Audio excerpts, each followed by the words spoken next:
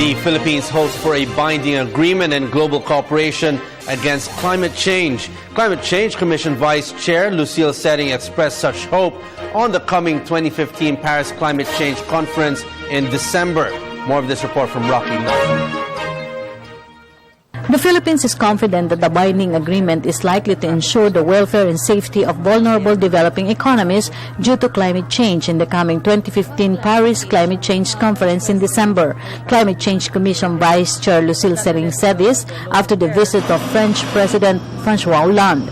French government chose the Philippines as example for the timely global cooperation to mitigate the effect of global warming after Haiyan or Yolanda, one of the strongest typhoons in the history. France will host this year's Global Climate Change Convention.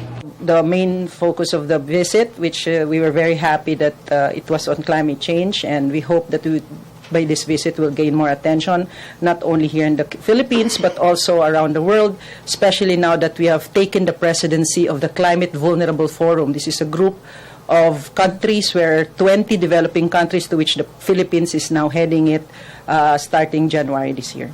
So other than that, I hope you have more questions on what transpired. We had a very good visit, actually. I joined the delegation in Giwan, and it was an eye-opener for most of them.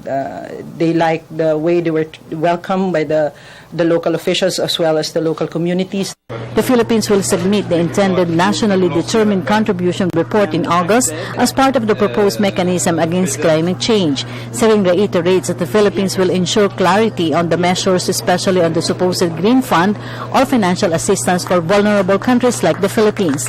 Aside from additional Green Fund, the awareness of developed countries for the much-needed reduction of greenhouse gas emission are now high.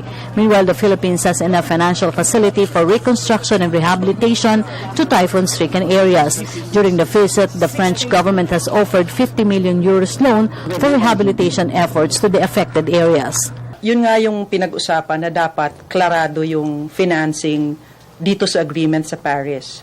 As to the offer of the loan, which I understand was offered to the President during their bilateral meeting, just like any loan offered, it will go through a process.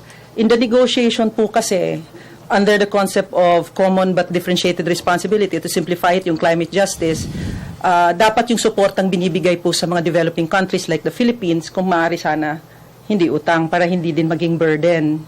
But nonetheless, that the loan is there, we have to look at it closely and carefully on how much it will, in a way, affect in the negotiation, so to speak. But nonetheless, there are, as we look at this as a very good gesture of support, there are existing windows of financing that we can already tap, such as the Green Climate Fund, to which the Philippines no less co-chaired. The first chair of the Green Climate Fund was the Philippines together with Germany. It's now a $10 billion fund that was operationalized last December. We can tap it already, and it is primarily grant, and it's direct access. For the People's Television, Rocky Ignacio.